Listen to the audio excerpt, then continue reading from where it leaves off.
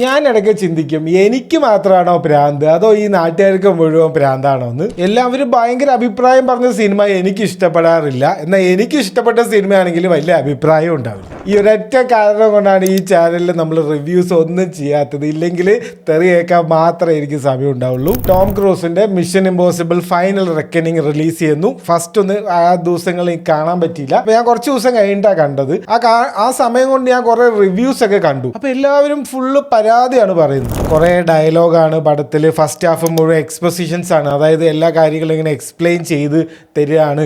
അതുകൊണ്ട് വലിയ ഇൻട്രസ്റ്റിംഗ് ഇല്ല എന്നൊക്കെയാണ് നമ്മളെ കുറച്ച് മലയാളത്തിലും പിന്നെ ഇംഗ്ലീഷുകാരും സായിപ്പന്മാരും ഒക്കെ പറയുന്നത് ഈ ഇതേ കാര്യമാണ്.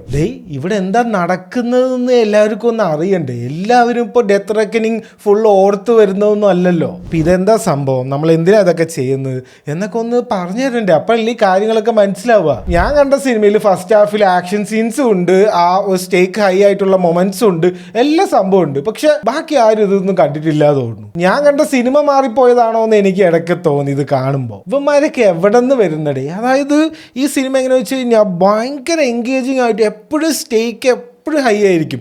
ചെറിയൊരു ടാസ്ക്കാണ്, പോയി ഒരു സാധനം എടുത്തിട്ട് വരിക, അത്രേ ഉള്ളൂ. പക്ഷെ അത് പറ്റില്ല. ഇത് പോയി വന്ന് മിസൈലിൻ്റെയൊക്കെ ഇടയിൽ കൂടെ പോയി അണ്ടർ വാട്ടറിന്ന് മേലേക്ക് വന്ന് ഫുള്ള് എപ്പോഴും നമ്മളിങ്ങനെ ഇയാൾ എന്താ ഈ കാണിക്കുന്നത് അങ്ങനെ നമുക്ക് തോന്നിപ്പിക്കും ഇവർ.